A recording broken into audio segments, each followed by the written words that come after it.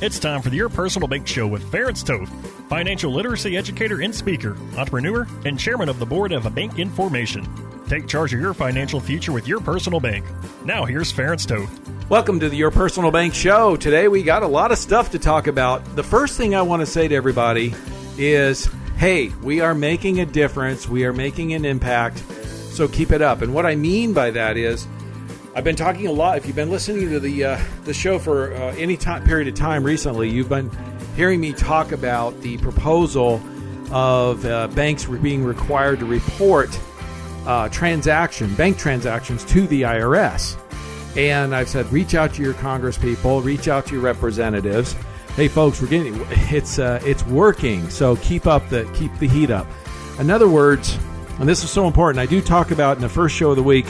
Most of you know I try to talk about how your personal bank works and things like that. I'm going to touch on some of that today. And then the second show of the week, I like to take a bigger picture and bigger macroeconomic factors. But this is so important. I want to talk about this right now because this is such a fluid situation. It could change at any time. You see, I don't normally talk, this thing I want folks to understand, again, is I don't normally talk about proposals or things that are proposed because I like to deal with things as they are, but this is so important. This is part of that reconciliation bill that if they're still arguing about, the Democrats are, and of course it could be, by the time you listen to this, it could be passed because again, this goes on various stations, or you could be listening to the podcast on yourpersonalbank.com at a later date. Either way, it's not important. It's important to understand that if you haven't heard, that in the reconciliation bill, the Build Back Better America bill, there is a proposal in there. This is the proposal for banks to be required to report to the IRS any the original language, I guess, stated any transaction in excess of $600. There was an uproar about it. So much so, there was a Senate hearing or subcommittee hearing, whatever, and they decided to change it. And you'll love this. You love how politicians like to change things. They say, okay, we're going to raise the limits to $10,000. What they didn't say, or what was hidden by the rest of the story, so to speak, like Paul Harvey used to say, is they did change the proposal to $10,000, but the part they didn't say was it would be submitted to the IRS annually on gross annual inflows and outflows of bank accounts, savings accounts, loans, and investments, etc., if they exceeded a total of $10,000 annually. Now, that's almost no concession. I mean, that's like a little over $800 a month, for example, in transactions would bring somebody over $10,000 annually. That would basically encompass just about anybody who has a bank account, who just has even a basic checking account. Because here's the thing. It was sold, quote unquote, as a way to build millionaires and billionaires to pay their fair share, right? Yet they want to entrap is a good word. They want to require banks to report bank transactions in excess of $10,000 annually. Folks, that's just about everybody. That's not millionaires and billionaires. Well, here's the good news. Like I said, so I want to encourage folks. It's working. The revolt, the uprising, the people waking up, the silent majority waking up. They're waking up a sleeping giant. That's what's happening. Well, there's been such an uproar about this. Even 21 Democratic representatives have written a letter and basically revolted and said no against this. So the Democrats have such a slim majority in the House. It's only a handful of seats. 21 is far more. They can't lose 21 votes, in other words. So apparently these 21 Democratic representatives have stood up and said, no, can't vote for this proposal with this in it. So this is good. So even Senator Manchin said it's probably going to die. The proposal for banks being required to report to the IRS transactions. That is outstanding positive news. So I want folks to understand, be encouraged. We still have a voice. We still have power. I know sometimes it may not seem like it. Everything may seem to be lost. It may be frustrating. And yes, our federal government is attacking freedom-loving Americans fiscally responsible people at every level, every way possible that you can think of, it seems like.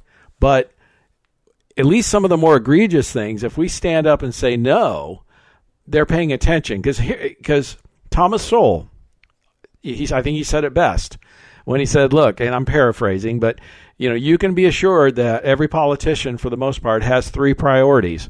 One, to get elected. Two, to get reelected. And three, well, every other priority falls far below 1 and 2. Okay? So this is where our source of power lies in if they feel like their reelection is threatened, okay, they will then listen, okay? And that's really where our power lies as the people, okay? So again, speak up, continue to, it's not over yet, but it looks like this IRS proposal, this bank requirement for banks to report to the IRS, it's dying on the vine, so to speak. So it likely will never become part of the law, if indeed the law even becomes, even if they manage to turn this bill into a law, which again may already have happened when you listen to this. It's hard to say, because if you listen to this show, say on yourpersonalbank.com, our website, which you can listen to any of the previously recorded shows, it may have already passed already. But here's the thing. Whether it's passed or not passed or the proposal, whatever, here's the thing I want folks to understand. From a financial responsibility standpoint, in terms of our government, our society, what kind of world we want to live in, what kind of society we want to be in, whether this thing goes through or not, whether it's passed or not, or adjusted or amended or whatever, never ever forget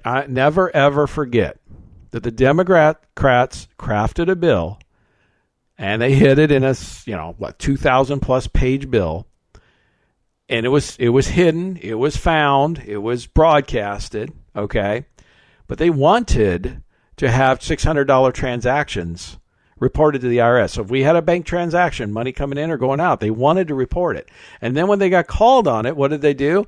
They amended the proposal to $10,000 cumulative annually, which is not much of a concession.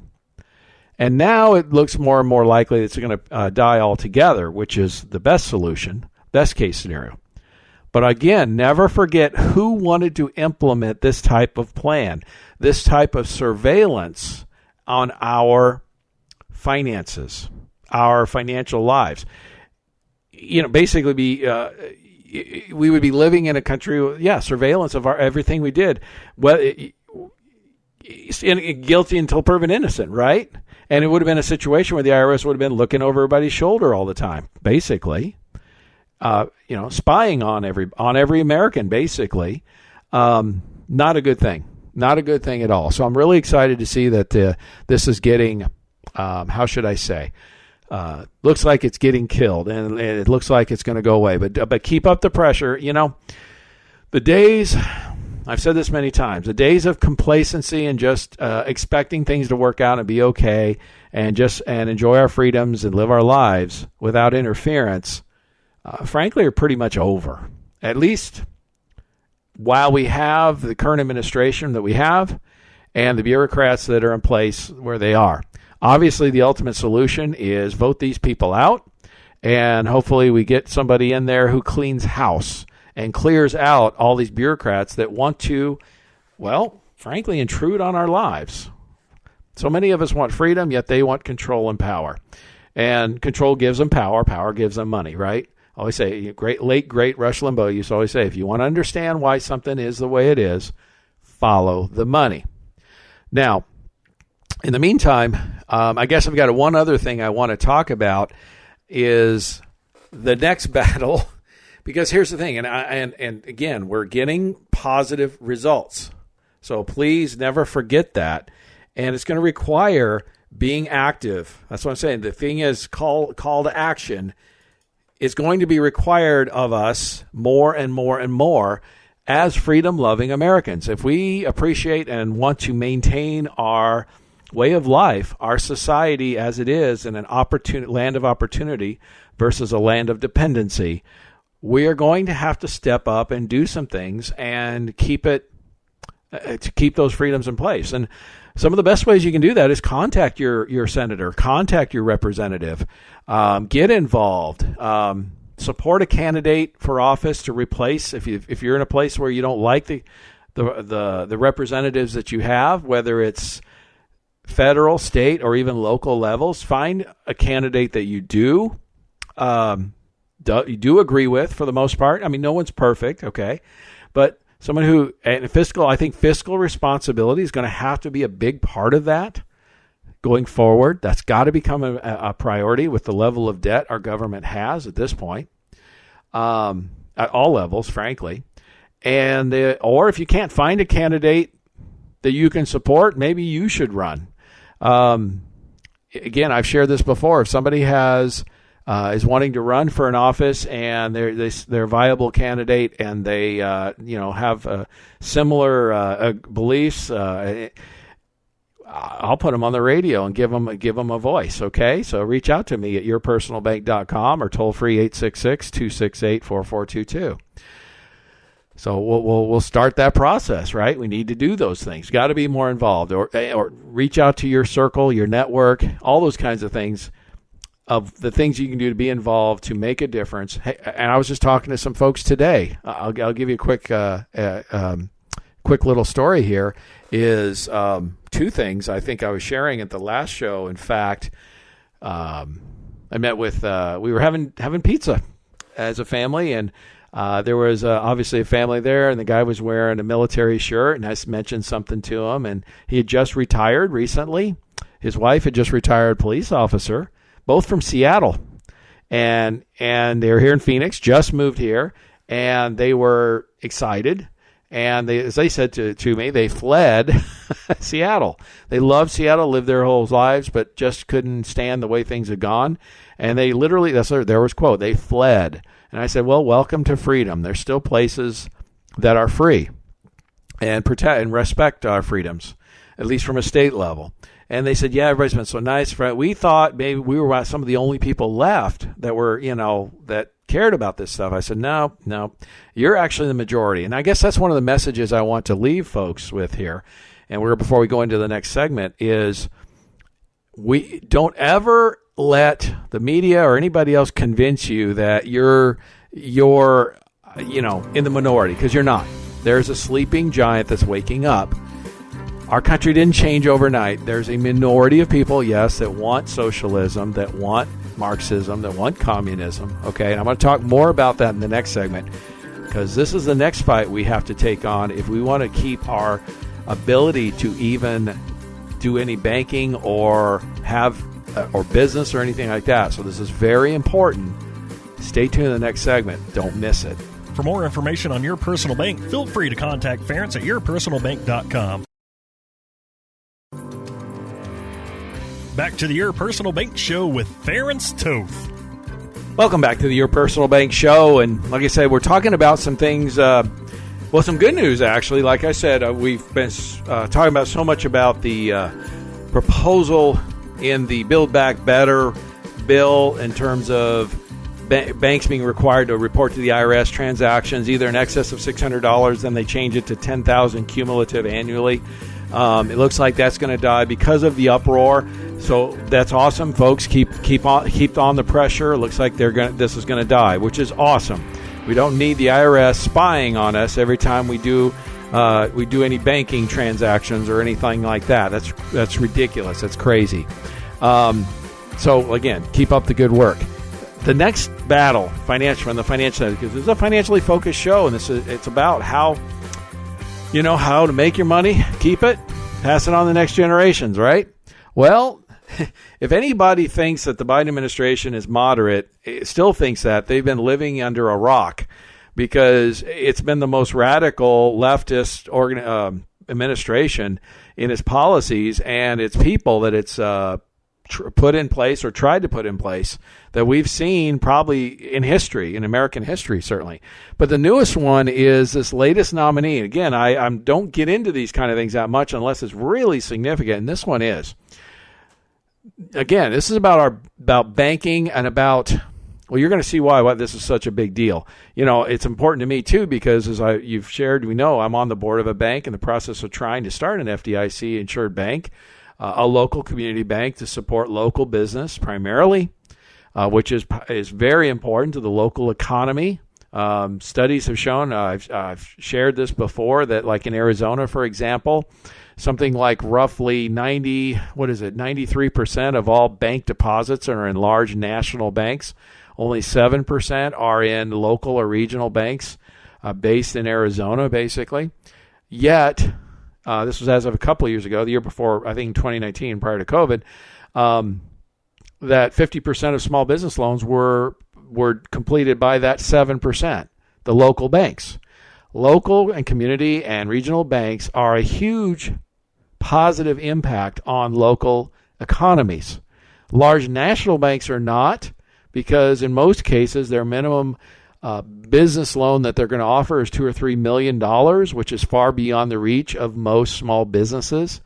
The average small business loan is more like about $300,000, and that's in the realm of what community and local and regional banks deal with.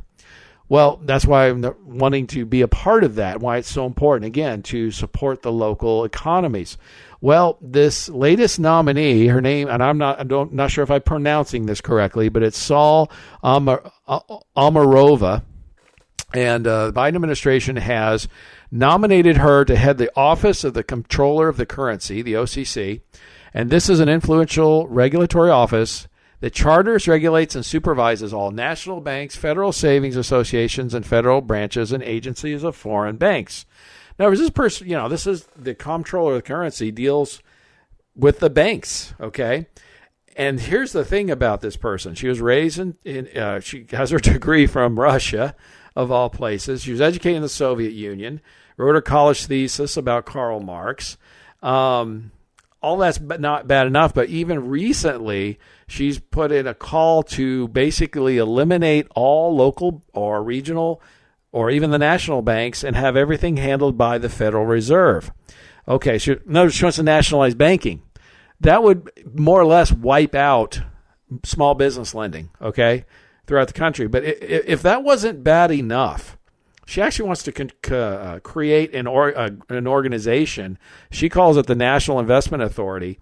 That would be a U.S. It would be a top-down command and control Soviet-style economy that managed directly or indirectly by government bureaucrats, right, or appointees.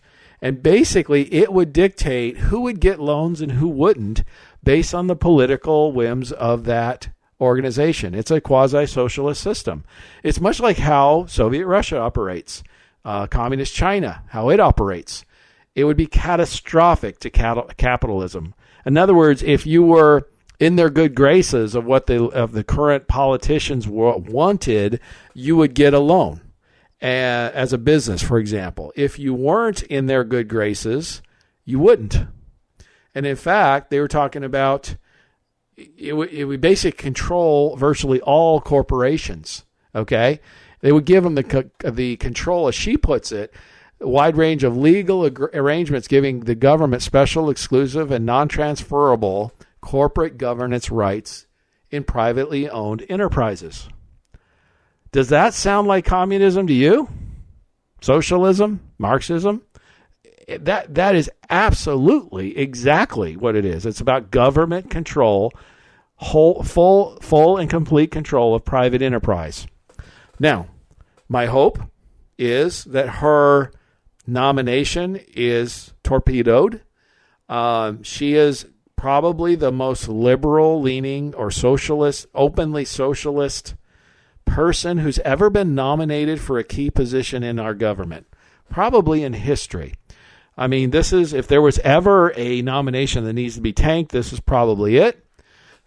My suggestion, if you want to see the demise, if you don't want to see the demise of capitalism and basically an elimination of banking, hey, you don't have to love banks but understand that banks provide a necessary service, liquidity, money, capital for business. Okay, so businesses can start, so businesses can expand, and that would be all but destroyed. And only favored businesses would get access to capital, and those out of favor would not.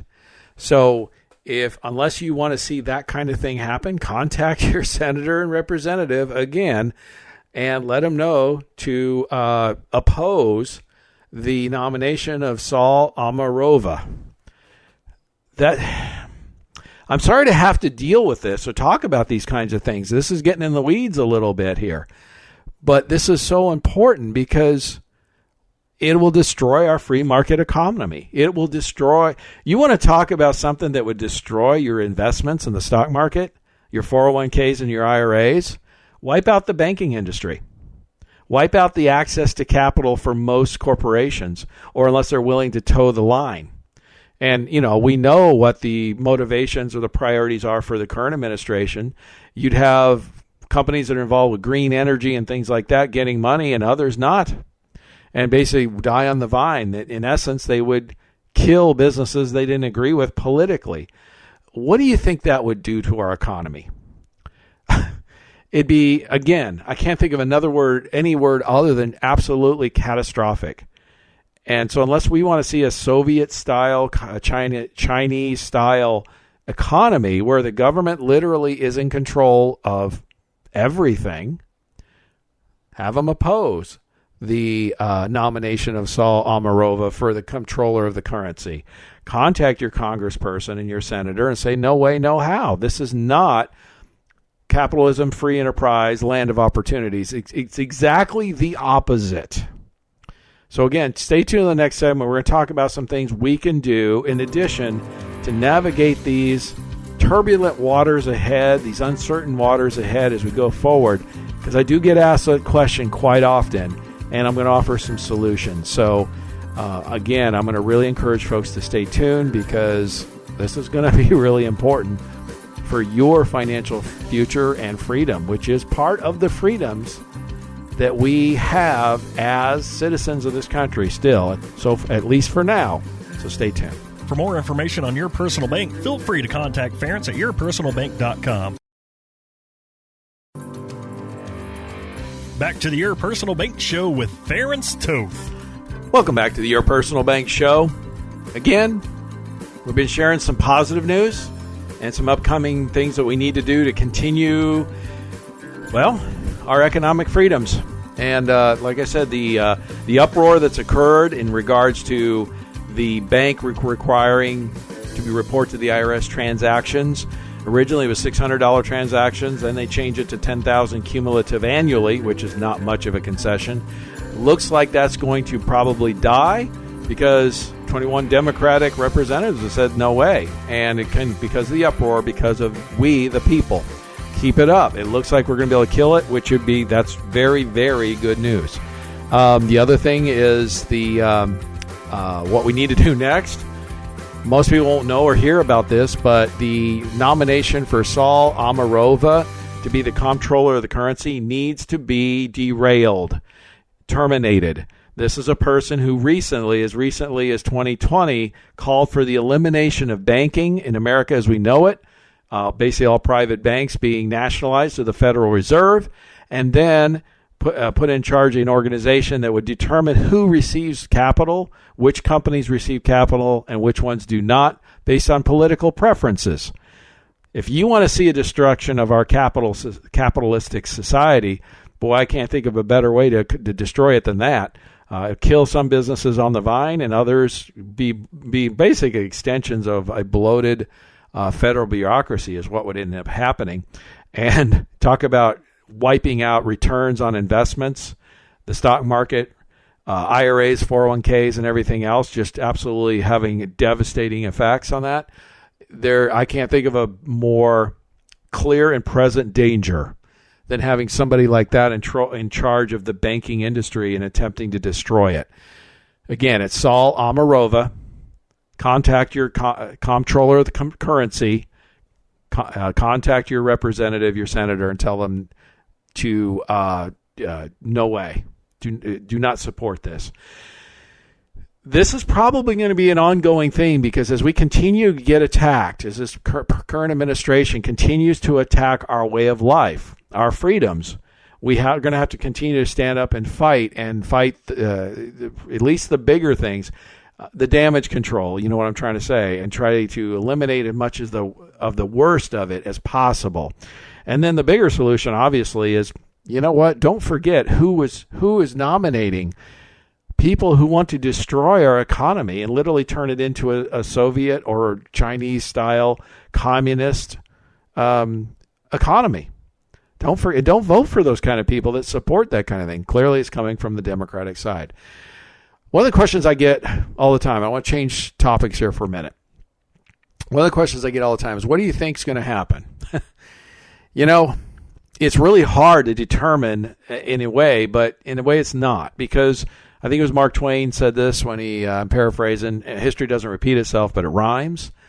If I was going to have to guesstimate or estimate what I think is going to probably the most likely scenario we're facing as our government continues to spend money we don't have, increasing debt, our debt continue to increase taxes and all those kinds of things, probably going to be looking at more like a 70s style, high interest rate, high inflation, stagnation, slow economy, that type of economy. And where can you protect yourself, put your money? One of the best places you can do that is an interest rate sensitive asset. I mean, and your personal bank fits that bill. Currently, it's paying 5.75 to 6% dividends, even today, insured, with guarantees, tax-free.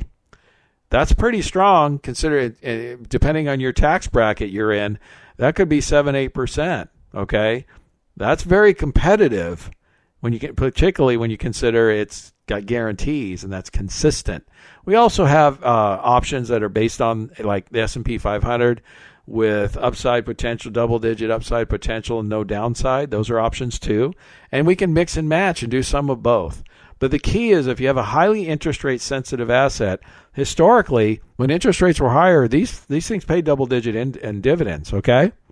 On an average basis, more like 7-8% is the norm. So even if we just move to a normal interest rate environment, which looks increasingly likely as inflation continues to increase. Folks, inflation is not ahead of us. Inflation is here, okay? It's happening as we speak and continuing.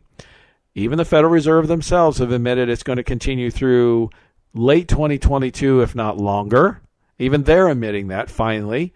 So my point is simple: is interest rates. There's inflation increases that'll push interest rates up, and an interest rate sensitive asset, something really important to look at. Contact me toll free 866-268-4422 or yourpersonalbank.com. And diversification, reducing your tax liability going forward. These are all very, very important things going forward, frankly, to protect yourself from a changing economic climate. I don't think any one reasonable person can argue that we're not in that, and that's not happening. Stay tuned in the next segment. I'm going to talk about a few more of these things and what we can do to protect ourselves. So again, don't miss it. For more information on Your Personal Bank, feel free to contact Ference at yourpersonalbank.com. Back to the Your Personal Bank Show with Ference Toth. Welcome back to the Your Personal Bank Show. There's been a number of things I've talked about, more of the macroeconomic things today, more than I usually do in my first show. But again, these are the things that were so important that I felt like I needed to discuss them. And if you missed it, go to yourpersonalbank.com. You can listen to this or any of the previously recorded shows anytime you want. What can we do? Well, let me talk about what can we do. And I talked about in the last segment some of the things. Diversify. Don't have all your eggs in one basket. I was talking to a client today, in fact, and he was saying, I was listening to your show, and I realized, having all my money in one place, his statement was stupid, and couldn't disagree. Having some diversification strategy is just wise financial for any time and place. Okay, that's nothing new. Even modern portfolio theory talks about a 60-40 split. Typically for most people being appropriate, another 60% in equities, and then they talk about 40% in bonds typically, but really it doesn't have to be in bonds. It can be in any asset that has some safety and consistency, steady Eddie type of growth. Well, your personal bank with the dividends that are paid, I've shared this so many times, are currently paying 5.75, 6% dividends today. Never have paid less than that, basically in history, and have never missed a dividend since literally before the Civil War.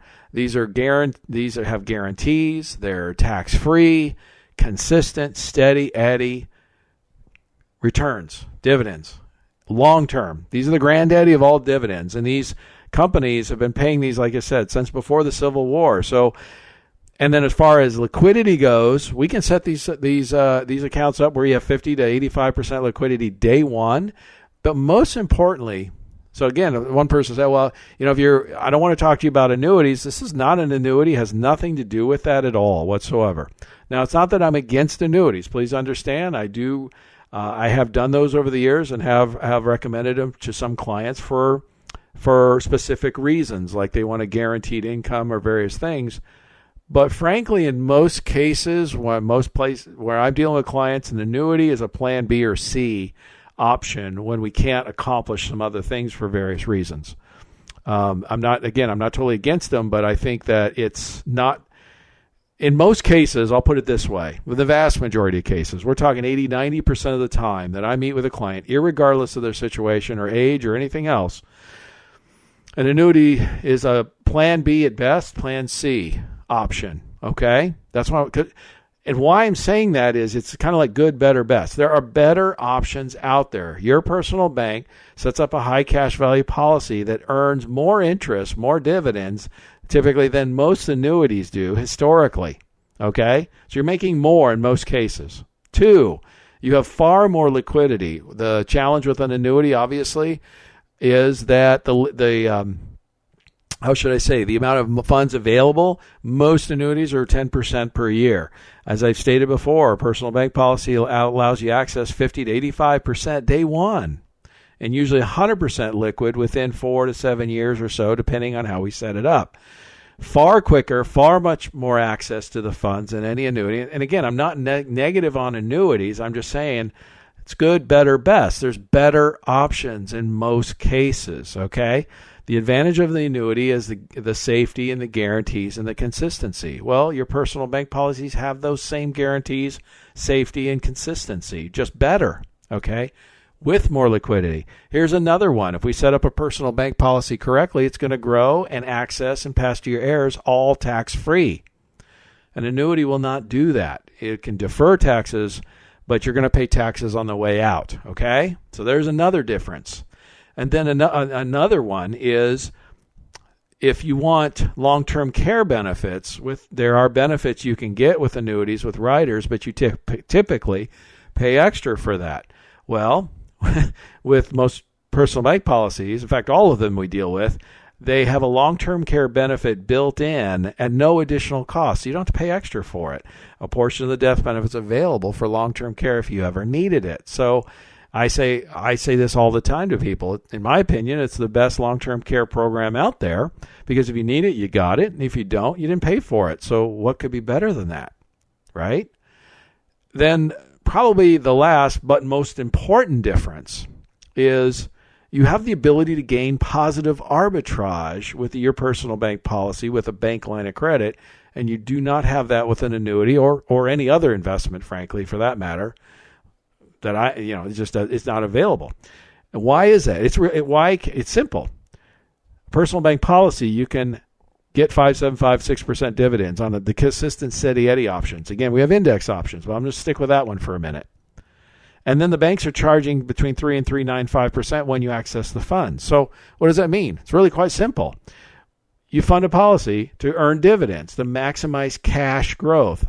Opposite to what most people view and use life insurance for. We're minimizing the death benefit, maximizing the cash, okay? That's the key. We are significantly changing these policies by adding riders, and we're reducing the death benefit by anywhere from 50 to 85%, which means we're reducing the cost of insurance and fees and such by 50 to 85%, folks. That makes a huge difference, and it allows your cash to grow significantly more. And if you have any question about that or you want to compare and you're looking at something, I'll be happy to do that with you. I'll show you the best cash growth policies out there, period. We can do a head-to-head comparison. Just contact me at 866-268-4422 or yourpersonalbank.com.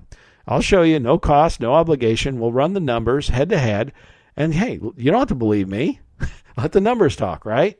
The numbers from the companies. You see what I'm saying? I'll show you the best things available out there, period.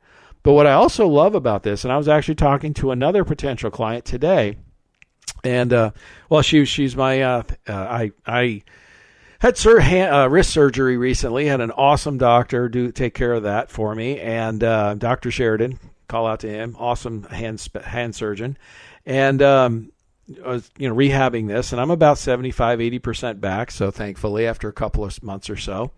But I was telling her, it turns out her husband sells insurance for investments and all that. She went to my website. Oh, I understand what you do, and my husband does this. But she goes, but that bank thing, that was different. That was unique. I said, yes, I know. That's the part that separates us from just about anybody else I ever talk to or run into. It's not I'm the only one out there doing it. I'm not.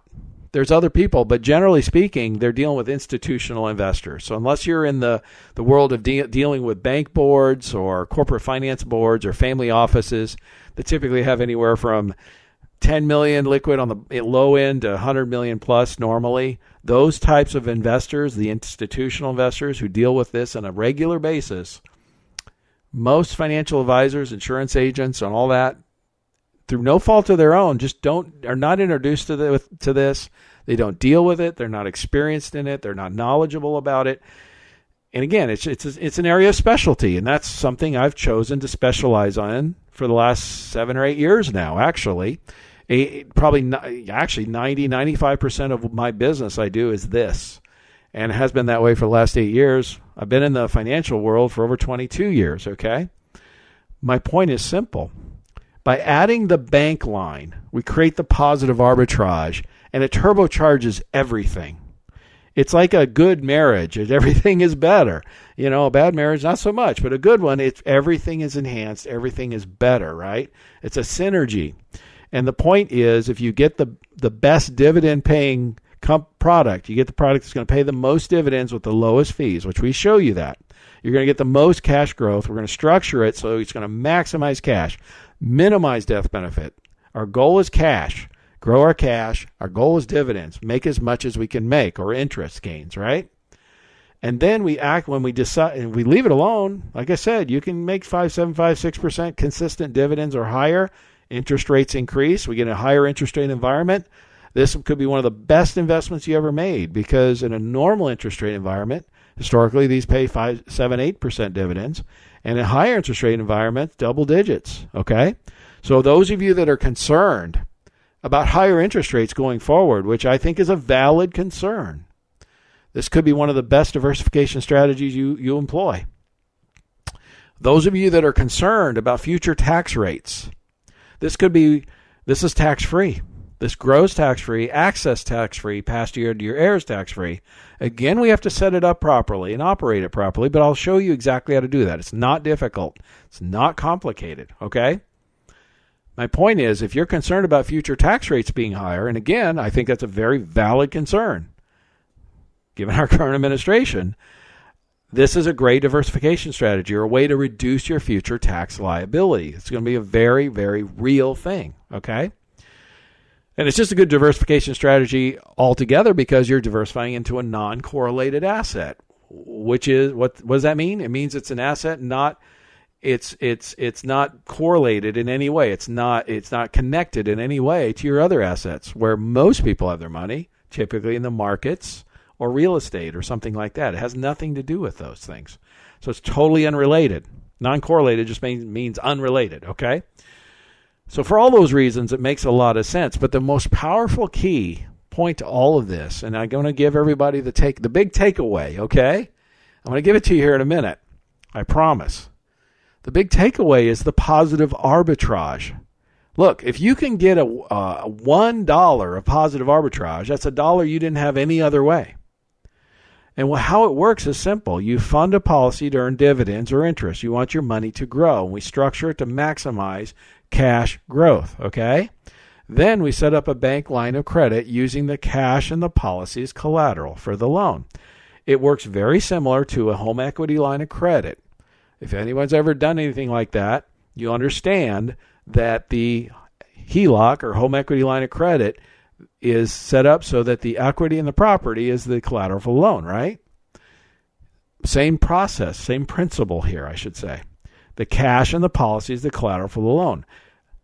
If you leave it alone, it's going to grow 5, 7, 5, 6% dividends now, 7, 8 historical average, double digits if we see higher interest rate environment, okay, based on historicals. If you decide to access the funds, and here's the big kicker, the banks are going to charge you between 3 and 3.95% now, and if you're earning 5.75 to 6, what's your money doing? I ask this question all the time. If you're earning 5.75 dividends, for example, and you access the funds, you get charged 3.25% interest. That's my most common situation with most clients. What's your money doing? You're making 5.75. Think about this a minute. Look, if you're driving or listen on the computer, I just want, if you can pay attention for 5 or 10 seconds here. This is the key. This is the takeaway. This is powerful. If your money's earning 5.75, for example, tax-free with guarantees and all that, you access the funds and you get charged 3.25 in our example, what's your money doing? And the answer is you're making 2.5%. You're keeping the difference. You're still making 2.5% on that money, and that's called positive arbitrage. But here's the big takeaway. That's not the best part. That's really good. The best part is that 2.5% positive arbitrage in our example, that's on money you spent. In other words, what did you do with the money? Did you invest it somewhere else to make a return? You're still going to add, you can add 2.5% to your return. Did you purchase an item? Did you buy something? Well, if you paid cash for it, then you still get 2.5% return on that money. If you finance something, you borrowed, say, bought a car and financed it, you can reduce the cost of borrowing for 2.5% by 2.5% because you're still getting that positive arbitrage. That you're keeping the difference, right? And if you've got a debt you're paying off, whatever the interest rate is, you can pay off that debt and still make 2.5% of the money. Or in other words, reduce the cost of borrowing by 2.5%. Now, that may not sound like a lot to some people, but that is 2.5% money in your pocket you wouldn't have gotten any other way because you paid the debt, didn't you? You bought the item or you invested the money, right? Are you earning interest on that or not? That's the difference of the average financial person and the wealthy. If you want to learn how to operate like the wealthy, or you want the results the wealthy get, you need to operate like they do. And you want to earn interest, positive arbitrage on money that you allocate or spend elsewhere. And your personal bank can do that for you. Contact me at toll-free 866-268-4422 or yourpersonalbank.com. For more information on Your Personal Bank, feel free to contact Ference at yourpersonalbank.com. This show is designed to provide accurate and authoritative information. The presenter and guest on this program do not engage in legal, accounting, or tax advice. Professional advice regarding your situation should be sought if required. Products and riders may have limitations and may not be available in all states. Excessive unpaid loans may affect performance. Distributions may become taxable if not managed properly. Replacements may not be suitable for everyone. There may be charges when replacing coverage. Compare when considering a replacement. Dividend rates and baseline of credit rates may change. Contact yourpersonalbank.com for current rates.